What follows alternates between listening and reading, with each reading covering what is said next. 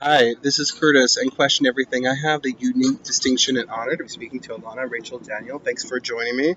It's such an honor and pleasure. The first time I actually didn't see you, but I actually heard about you. Of course, we know about the voice memo that went viral.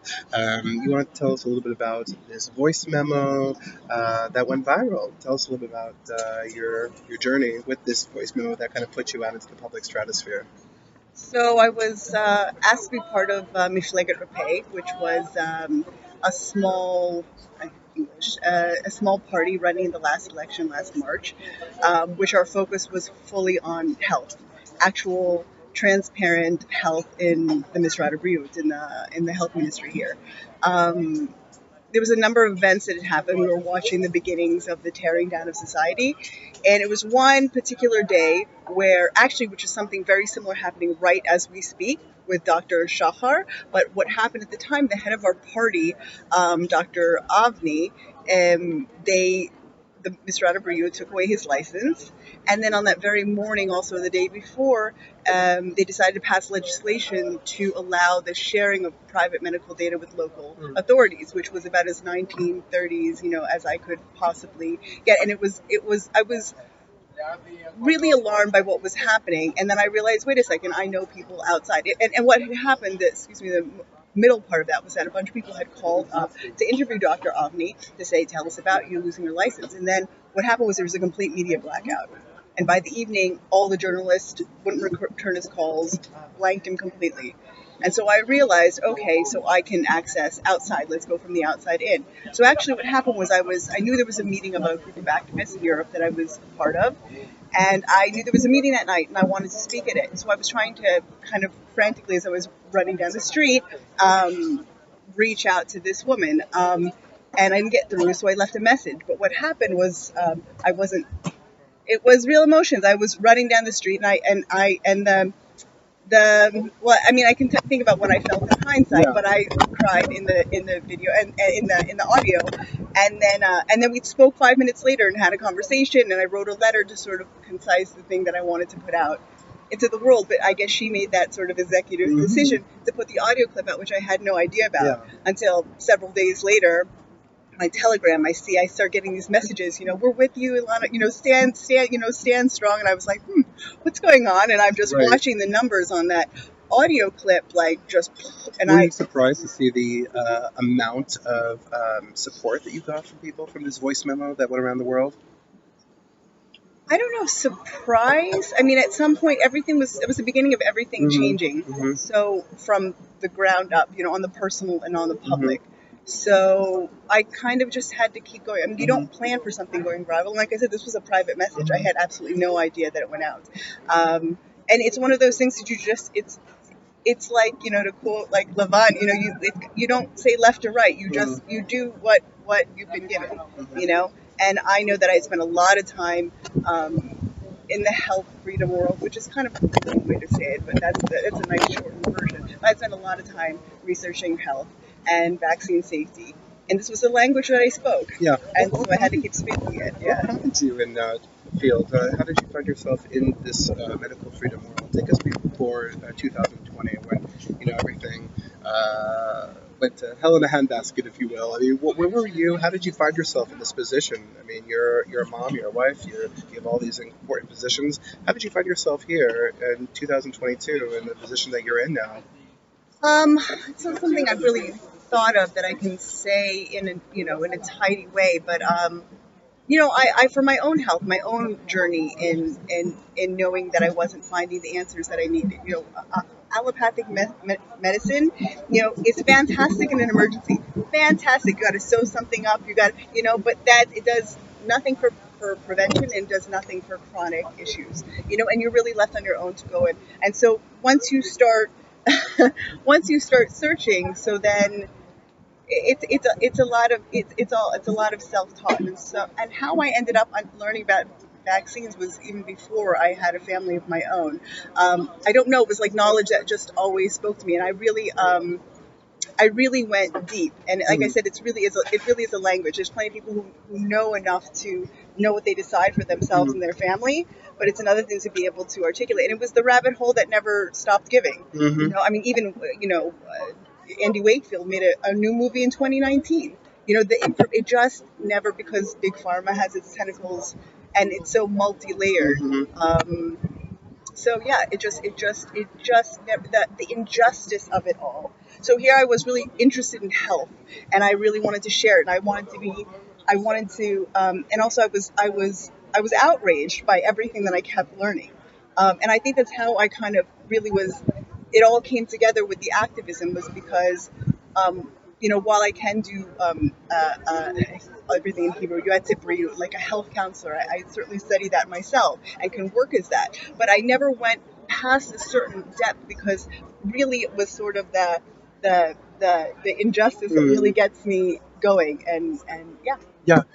Were you surprised at the, how should I say, I don't want to say cognitive dissonance, but we can use that term, the cognitive dissonance in the country of Israel, in terms of how people rush to get this experimental RNA? Were you surprised about how people have rushed so quickly to do it? I mean, what do you attribute to their, how should I say, the willingness to do it so quickly and ferociously? Were you surprised how people just jump for it for this? Well, I learned long ago about Healthy Adults 2020. So I understood that on the pipeline was over 200 vaccines, and what that adults getting adults in on the program was always part of it. And I always wondered, because I'm quite naive, and I was thought, how on earth are they going to convince a bunch of people who were healthy from one day and speak, and can speak? How are they going to convince us that the damage isn't happening? And lo and behold, they found their way. So these things don't happen in a they don't happen in an echo chamber or whatever it is. This is decades of safe and effective. This is decades of propaganda and indoctrination that this is the magic bullet. And we know that as much as America, boy, do they love a magic bullet. Israel really kind of copies the medical system of the United States in almost every way. And what you have combined with Israel is you have to understand something about Israeli society. We Israel doesn't have an ideology of freedom the way Americans do. You understand? This is a country that has been in a state of emergency since its modern inception. This is a people who, when there's an emergency, you you either lock down, literally, like every single house that's built has a miklat, a safe room. Mhm. This is what you do. Your government tells you. There's no question. The thing is the Israeli people, for the most part, bought the brochure. As much as the idea that our government was, and our government was held to a high. We ourselves believe that our government was held to a higher Mhm. standard. Our army, all of these things, we very much believe it and with a source of pride. Mhm. So we're not the only ones who thought there's no way that our government would put us in danger. Mhm. Of course, that for me was the largest um, ground shaking, was listening to Bibi Netanyahu, inform the entire country that we'd all be injected by the end of March, with mRNA, which I knew exactly what mRNA, again, exactly is, according to what I knew then. Mhm. Today, with what's really in it, graphene, Mhm. whatever is inside those injections, which I'm sure there's a huge amount of variation. But what I understood mRNA to be was every single Nature magazine, every single ferret that died. I knew very well. I thought there's no way in the world they're going to pull it off. Right. They did. Well, we're now in May 22. The vax mandates have been lifted. The mask mandates have been lifted, pretty much internationally for the most part. In New York State, the children in New York City, the toddlers are still being masked. Many of them still in schools. We know there's no efficacy with the children being masked, having oxygen being suppressed.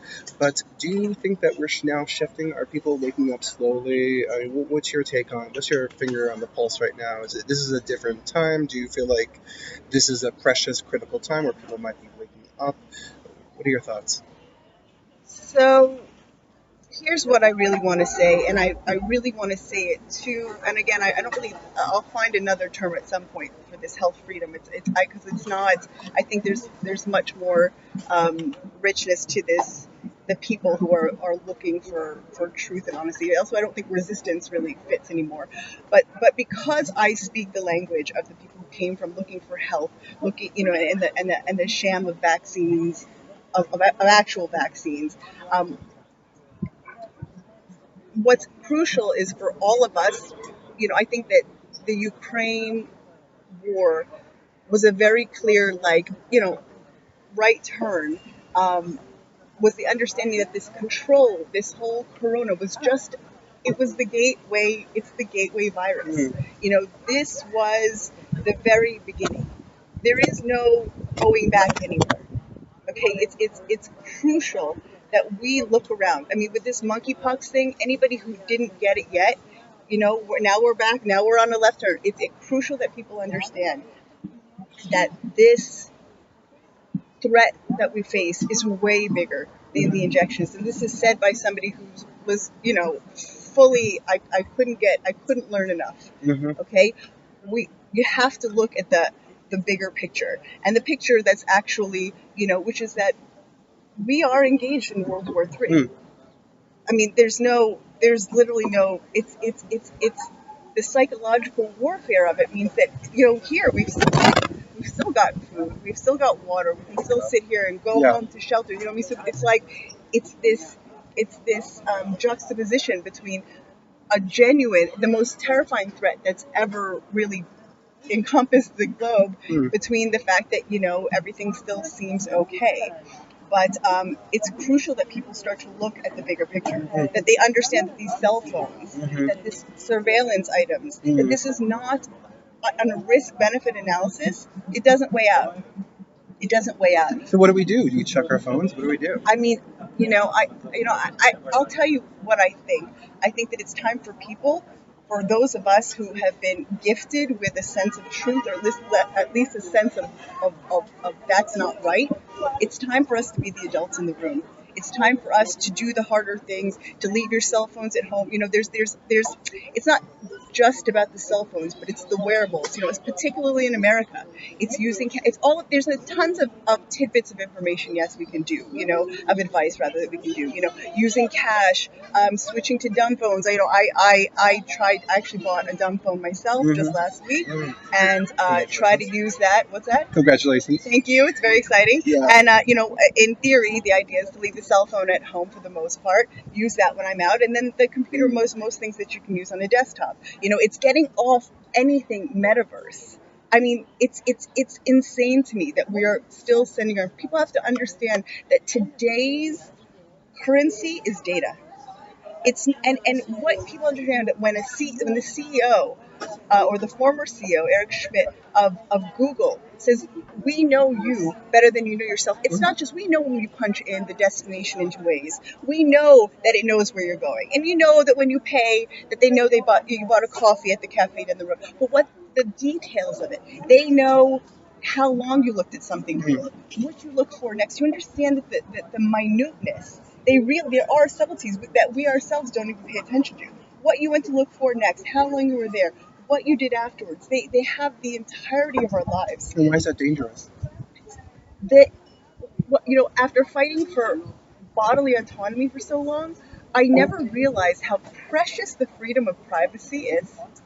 And the thing is that like the idea of a gateway drug, the idea of this gateway virus, the idea of the moment we allowed ourselves to be locked down, the moment we allowed the first thing, we all know that, here we are 2 years plus in, with monkeypox. They put people in quarantine for monkeypox in Belgium. It is outrageous. We should be roaring in the streets. It's absolute, for a virus that's been around.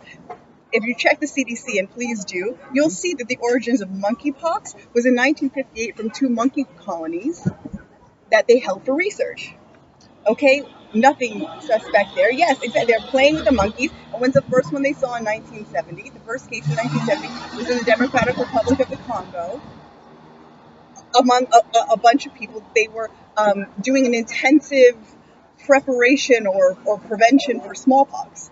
Okay, these are so here we are, 70 years live, and now we've got it. Suddenly, people are giving it another vaccination. There's no talk about treatment. There's no talk about. We have lost the plot entirely, which is a roundabout way of saying um, it doesn't end. It literally doesn't end. You've got 194 nation member states sitting in Geneva right now with the WHO talking about a treaty, and they shot down maybe 12 of the amendments out of the 13 that the Biden administration suggested. It doesn't matter. It's the first. It's the moment that's signed, they can always take more. You're talking about a treaty that literally centralizes power into one entity. It's mind-boggling. Here as a society where we've become so laissez-faire about just giving up our powers, letting the World Economic Forum, while they're in Davos, discuss how we need to live our lives. How did we get here? How did we become so laissez-faire about giving up our everyday liberties? Like again, it's a slow boil. We thought we had these great regulators, but the FDA, with the CDC, these fantastic, regulators who are supposed to keep us safe. We handed away our autonomy again and again. We got fat and lazy and stopped asking questions. We assumed it was all gold starred, and that's the whole idea. There's a million quotes on how you have to the it's too late to remember the words, but the vigilance. Vigilance. We gave up our responsibility. We gave up our accountability. And then it got rotten, and it got rotten from within. But the truth is there's so many layers. If you go to the layers of all the institutions of the modern world, I mean, the truth of the matter is, it's funny, this whole idea that like eugenics is like this conspiracy type theory thing, and I don't think eugenics is just about like killing off some massive amount of the population, but there's no question, especially in America, or in Western countries, we know absolutely that there's some people who are deemed more important than others. Mm-hmm. We know how we react to the war in Ukraine versus what's happening in Yemen. Sure. This is not a secret. There's 3 million children who die of hunger every year. The idea that eugenics couldn't possibly be, it's exactly what we live, every single one of us, on who's more important and who's not. Right. And again, and there's no question that also this is a spiritual war. I was just going to ask. I mean, this is many thought leaders have said this is a spiritual battle, and you seeing the world through a Jewish lens. What can you speak to that about? I mean, the fact that we are looking at a spiritual battle. What does that mean exactly? I think that taking God out of the picture was deliberate. I mean, they do that with communism. That's the first thing that you do. You outlaw God. But we've only replaced it with scientism. We've only replaced that emptiness. That emptiness just created. It's a vacuum, just like every other revolution that's ever happened. This was a massive takeover. This is the loss of. I mean, it's so multi-layered, the picking apart of how we've taken away the importance of and even like you see now in the States in particular, the getting in between the parents in schools, between the absolute sacred relationship between parent and child, which was unheard of. When you talk, what can you live your life by, if not by government, by your family morals and values, by your God. So these are exactly the things that a government has to get in between. And that's just first step. But I think there's no question that there's always the opposite of that. There's the darkness. I think that we all feel, I know I certainly do, like a kind of Truman film, like, basin, and it's dark, and it's getting darker. But at some point there's less and less like that. I always imagine that Alice in Wonderland, when the dog is sweeping the road, and you're just left on this little square. That's all you got left. At some point, there's going to be nothing to grab onto except for God. So I hope we get there sooner. Are we stepping into the Great Awakening? I mean, what's happening here? Is it are we in the Messianic times? What's your take? Yeah, I would imagine so. I mean, who knows what the timeline is? I imagine, but you imagine every challenge that happened in every era, in every generation. People thought this has got to be the worst thing that's ever happened. Mashiach has got to be around the corner. But what's so tremendous about this, which is what's so tremendously terrifying, but what's so much hope, is that this is all of us, and there's only one way or the other. There's only two directions to go in. Right. And I think that there's it's either we're going to get pushed there, or or you. Amazing. Wow. Well, I could talk to you for longer and longer. It's such a pleasure. It's such a treat. Just ask one more question. Yeah. One more question. Yeah. And fighting against anti-Semitism also. Oh yes, thank you for reminding me. There's a hidden virus that's also in the world. Yes. It seems to be spreading. Yeah, particularly so in ask a question about that. Yeah, thank you, Leon. In the medical freedom movement, we've always said, there really can't be medical freedom if there's still anti-Semitism. And what are your thoughts on the uptick in anti-Semitism, and particularly in the medical freedom movement, that we've seen things that are really quite disturbing? What would you tell these people who are, speaking all kinds of untruths about our people, as sort of agents of as both of us being ambassadors, God choosing us for these roles? What would you tell them? What would you say if you could have their ear and their hearts? Because really, unless Jews are free and everyone is free, we can't fight for even bodily autonomy, right? It's kind of contradictory. I think that it's sort of obvious. If we look at Corona, and we know that it's all a lie, and we know that we've been tearing down curtain after curtain, then voila, that same blueprint can apply to every single divide and conquer narrative that we have been stuck in for years. I don't think that we're going to just right tomorrow, light the campfire and get those marshmallows going quite yet. You know what I mean? But we have got to start understanding that this has been these have been manufactured divisions.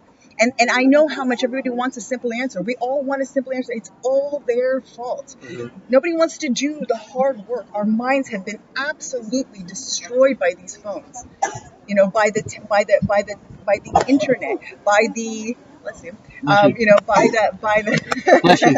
The truth. Yeah. No, but seriously, our attention span, our ability to have conversations, our ability to have anything challenging, somebody says something not nice to me, to really go deeper, to think deeper, it's been utterly destroyed, and the truth is, we want something to be simple, for God's sake. You want to be able to say, and the truth of the matter is there are Jews doing absolutely horrendous, gut-wrenching, humiliating to the Jewish people, like horrendous things. Yeah. But we're not the only ones out there. And as many, if you've got just because you can name a bunch of Jews who are doing some terrible things, doesn't mean that we get to take the whole of the basket of guilt. We do that anyway. But I think what I've always believed is that the capacity for good holds its equal capacity for evil.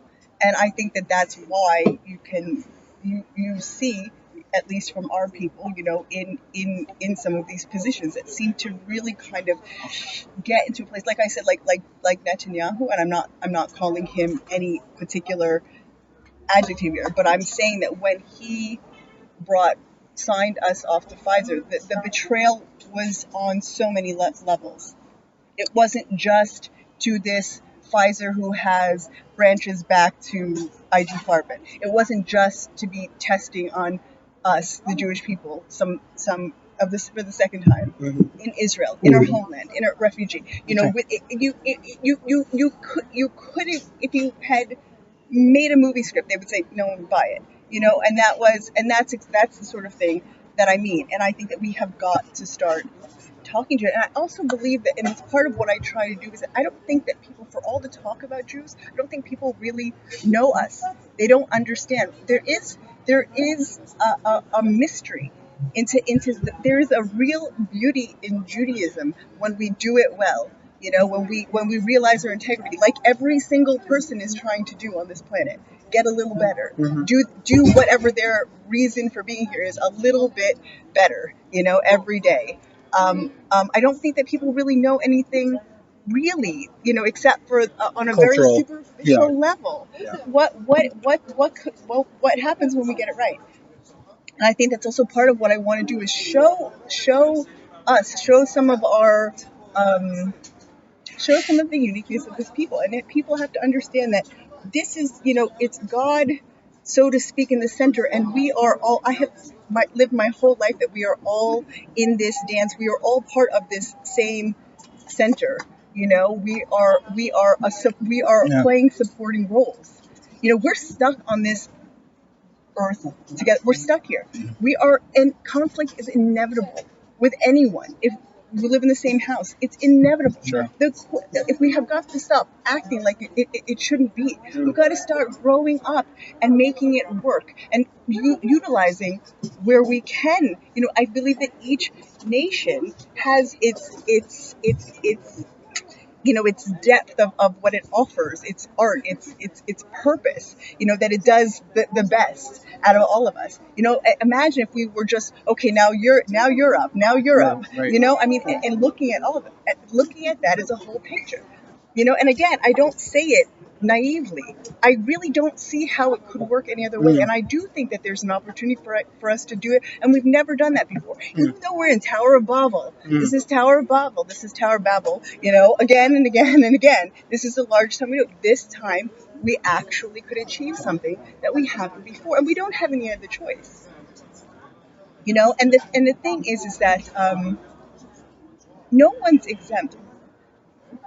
Everyone has, if I could, or any of the, people that we see in the resistance who speak, if anybody had the answer, if anybody could fix it, we'd have fixed it. Okay, this is a matter of everyone has got to say, I have a part. You don't have to soapbox. You don't have to make videos every week. You know what I mean? You got to do something. You have got to do something. Talking about this WHO treaty is one of the biggest things. None of us are in Geneva, able to stop it, halt, if only. Okay, but what we can do still, God gave us the gift of speech. We're the only ones who can do this, the only creatures on this planet. And you have to talk day and night about what is happening. There is nothing left to lose. There is no more excuses. There is absolutely our planet, our children, our entire future, everything that's valuable about being human, everything that has integrity, everything that has empathy, everything that has genius, everything that has beauty and art. We're standing to lose all of it. The television, the art, the AI, I mean, I've said it before, the internet is eating kids in school. There's eating some of these young kids alive. Right. And there's a lot of work to do. But the thing is it's like those fish, a school of fish or an army of ants, can consume a whole animal, like, you got to do something. You got to get together with other people, and you got to make it happen. Well, thank you. You're doing so much. Where can we find you? So every week I have a program called the Jerusalem Report. It's on CHD TV, Children's Self Defense. And I'm on Telegram, which is about the only platform that I'm still left on. I'm not on Facebook anymore. And it's the common denominator with Ilana Rachel Daniel. Well, thank you so much for your time. It's been a pleasure.